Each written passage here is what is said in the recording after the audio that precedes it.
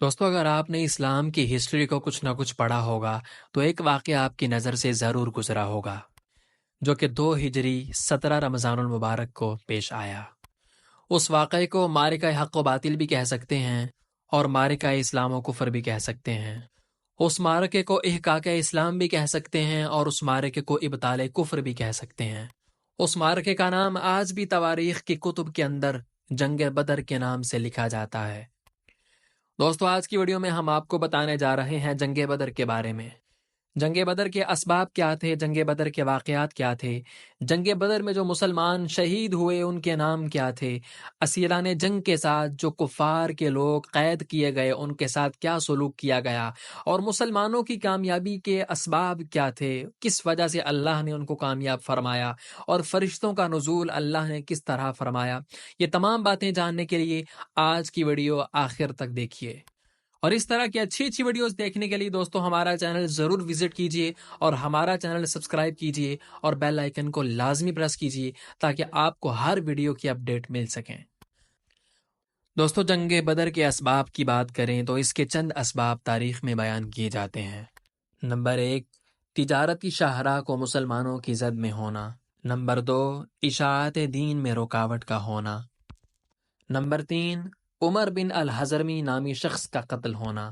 Number 4، مدینے کی چراگاہ پر حملہ ہونا۔ نمبر 5، اسلامی ریاست کے خاتمے کا منصوبہ بنانا۔ نمبر 6، ابو سفیان کا قافلہ۔ دوستو آئیے ان میں سے ہر اسباب کی کچھ نہ کچھ وضاحت آپ کے سامنے پیش کرتا ہوں۔ سب سے پہلا سبب ہے تجارتی شاہراہ کو مسلمانوں کی زد میں ہونا۔ دوستو قریش مکہ نے مدینہ کی اس اسلامی ریاست پر حملہ کرنے کا اس لیے بھی فیصلہ کیا کہ وہ شاہراہ جو مکہ سے شام کی طرف جاتی تھی مسلمانوں کی زد میں تھی۔ اس شاہراہ کی تجارت سے اہل مکہ لاکھوں اشرفیاں سالانہ حاصل کرتے تھے۔ اس کا اندازہ ہمیں اس واقعے سے ہوتا ہے کہ بنو اوس کے مشہور سردار سعد بن معاذ جب طواف کے لیے گئے تو ابو جہل نے خانہ کعبہ کے دروازے پر انہیں روکا اور کہا تو ہمارے دین کے مرتدوں کو پناہ دو اور ہم تمہیں اطمینان کے ساتھ مکے میں طواف کرنے دیں۔ اگر تم امیہ بن خلف کے مہمان نہ ہوتے تو یہاں سے زندہ نہیں جا سکتے تھے۔ یہ سن کر سعد بن معاذ رضی اللہ تعالی عنہ نے جواب دیا، خدا کی قسم اگر تم نے مجھے طواف کرنے سے روکا تو میں تمہیں اس چیز سے روک دوں گا تمہارے لیے اس سے اہم ہے، یعنی مدینے کے پاس سے تمہارا راسدہ بند کر دیا جائے گا۔ دوسرا سبب تھا اشاعت اسلام میں رکاوٹ کا ہونا۔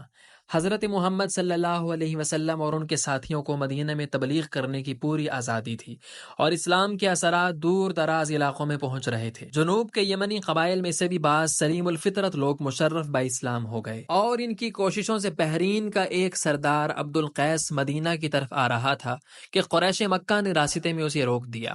اس سے ایک بات واضح ہو گئی کہ جب تک خدا پرستی اور شرک میں ایک چیز ختم نہیں ہو جائے گی اس وقت تک کشمکش ختم نہیں ہو سکتی۔ دوستو جنگ بدر کا تیسرا سبب ہے عمر بن الحضرمی شخص کا قتل ہو جانا۔ 2 ہجری رجب کے مہینے میں حضرت محمد صلی اللہ علیہ وسلم نے عبداللہ ابن جہش کی قیادت میں 12 آدمی پر مشتمل ایک قافلہ اس مقصد سے بھیجا کہ قریش کے تجارتی قافلوں کی نقل و حرکت پر نگاہ رکھے۔ اتفاق سے قریشی قافلہ مل گیا اور دونوں گروہوں کے درمیان میں جھڑپ ہو گئی جس میں قریش مکہ کا ایک شخص عمر بن الحضرمی قتل ہو گیا اور 2 گرفتار ہوئے۔ جب عبداللہ حضور صلی اللہ علیہ وسلم کے پاس پہنچے تو حضرت محمد صلی اللہ علیہ وسلم نے اس واقعے پر ناپسندیدگی کا اظہار فرمایا۔ جنگی قیدی رہا کر دیے گئے اور جو شخص قتل کیا گیا تھا اس کا قصاص لے لیا گیا۔ اس واقعے کی حیثیت سرحدی جھڑپ سے زیادہ نہ تھی چونکہ یہ جھڑپ ایک ایسے مہینے میں ہوئی جس میں جنگ و جدال حرام تھا، اس لیے قریش مکہ نے اس کے خلاف خوب پروپیگنڈا کیا اور قبائل عرب کو بھی مسلمانوں کے خلاف اکسانے کی پوری کوشش کی۔ عمر بن حضرمی کے ورثاء نے بھی مقتول کا انتقام لینے کے لیے اہل مکہ کو مدینہ پر حملہ کرنے پر اکسایا، جس کا سبب جنگ بدر کا واقعہ پیش آیا۔ دوستو چوتھا سبب یہ ہے کہ مدینہ کی چراگاہ پر حملہ کرنا۔ مکہ اور مدینہ کے درمیان کشیدگی بڑھتی جا رہی تھی۔ اس سلسلے میں یہ واقعہ قابل ذکر ہے کہ ایک مکی سردار کرز ابن جابر فہری نے مدینے کے باہر مسلمانوں کی ایک چراگاہ پر حملہ کر کے رسول اللہ صلی اللہ علیہ وسلم کے مویشی جانور لوٹ لیے۔ یہ ڈاکہ مسلمانوں کے لیے کھلا چیلنج تھا۔ چند مسلمانوں نے کرز کا تعاقب کیا لیکن وہ بچ کر نکل گیا۔ اس سبب سے بھی جنگ بدر کا واقعہ پیش آیا۔ دوستو پانچواں سبب یہ بیان کیا جاتا ہے اسلامی ریاست کے خاتمے کا منصوبہ۔ قریش مکہ نے اسلامی ریاست کو ختم کرنے کا فیصلہ کر کے جنگ کی بھرپور تیاریاں شروع کر دیں۔ افرادی قوت کو مضبوط بنانے کے لیے انہوں نے مکہ مکرمہ کے گرد و نواح کے قبائل سے معاہدات کیے اور معاشی وسائل کو مضبوط تر کرنے کے لیے یہ فیصلہ کیا گیا اس مرتبہ جو تجارتی قافلہ شام بھیجا جائے اس کا تمام منافع اسی غرض کے لیے وقف ہو۔ چنانچہ ابو سفیان کو اس قافلے کا قائد مقرر کیا گیا اور مکہ مکرمہ کی عورتوں نے اپنے زیور تک کاروبار میں لگا دیے۔ اسلامی ریاست کے خاتمے کے اس منصوبے نے مکہ مکرمہ اور مدینہ منورہ کے درمیان کشیدگی میں بہت اضافہ کیا۔ دوستو، چھٹا اور آخری سبب یہ بیان کیا جاتا ہے ابو سفیان کا قافلہ۔ پیچھے جس قافلے کا ذکر ہوا، ابو سفیان کا وہ قافلہ جب واپس آ رہا تھا تو ابو سفیان کو خطرہ محسوس ہوا کہ کہیں یہ قافلہ راستے میں ہی لوٹ نہ لیا جائے۔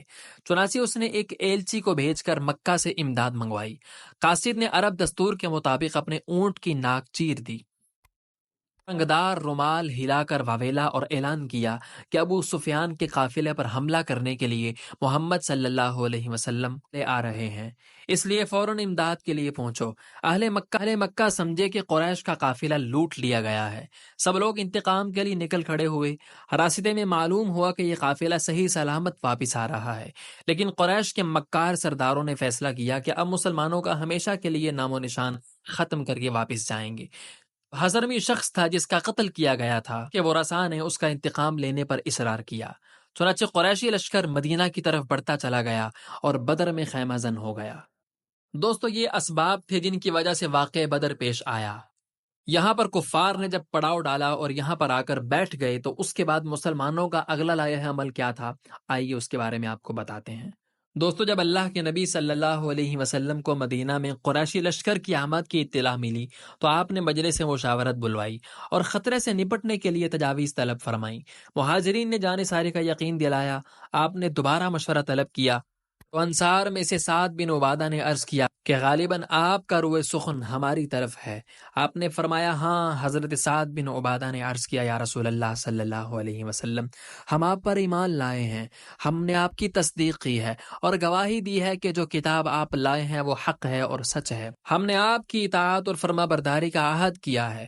یا رسول اللہ صلی اللہ علیہ وسلم، جس طرف مرضی ہو تشریف لے چلیے، قسم ہے اس ذات کی جس نے حق کے ساتھ آپ کو مبعوث کیا، اگر آپ ہم کو سمندر میں گرنے کا حکم دیں گے تو ہم ضرور اس میں گر پڑیں گے اور ہم میں سے ایک شخص بھی باقی نہ رہے گا۔ حضرت مقداد نے عرض کی ہم موسیٰ کی امت کی طرح نہیں ہیں جس نے موسیٰ سے کہا کہ تم اور تمہارا رب دونوں لڑو، ہم تو یہاں بیٹھے ہیں بلکہ ہم آپ کے دائیں بائیں آگے پیچھے آپ کے ساتھ لڑیں گے۔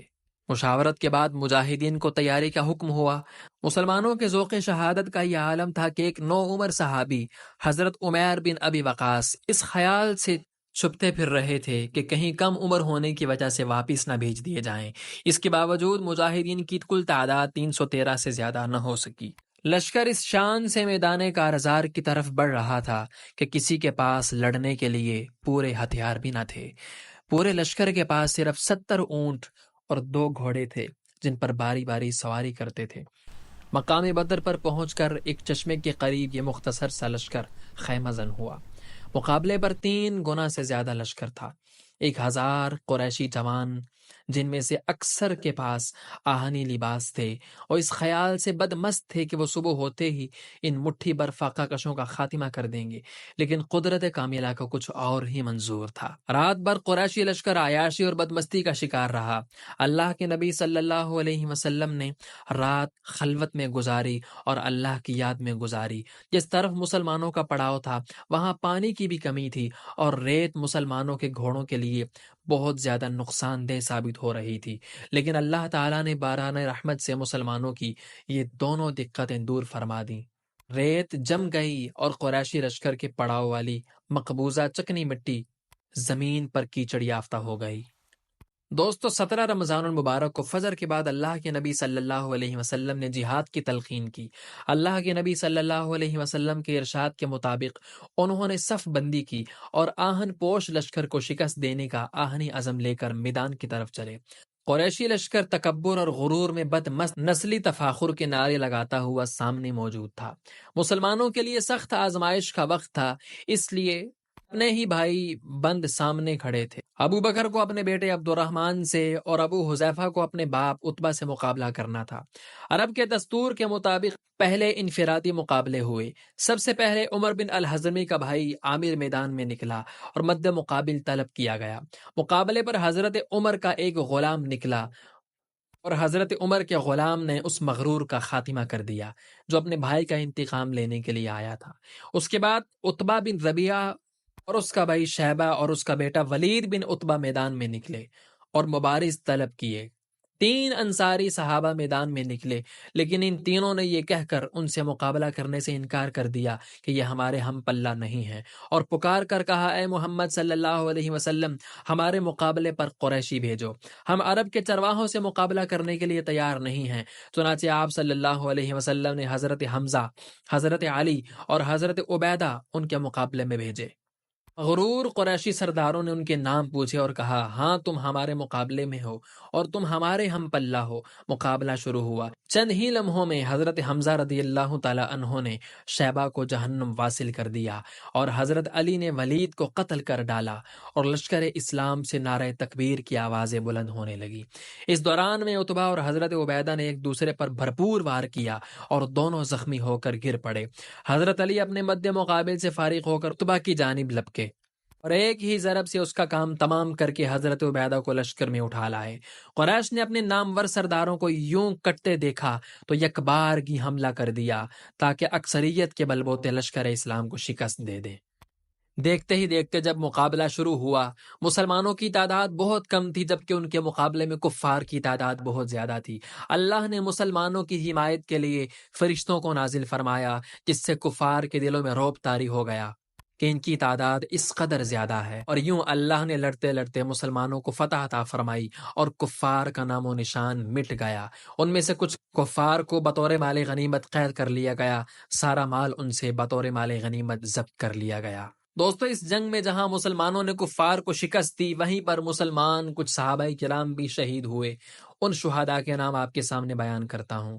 نمبر 1، مہجع بن صالح، عبیدہ بن حارث، عمیر بن ابی وقاص، عاقل بن بکیر، عمیر بن عبد عمر، عوف بن عفرا، معوذ بن عفرا، حارث بن سراقہ، یزید بن حارث، عمیر بن حمام، رافع بن معلا، عمار بن زیادہ، سعد بن خیسمہ، مبشر بن عبد منذر۔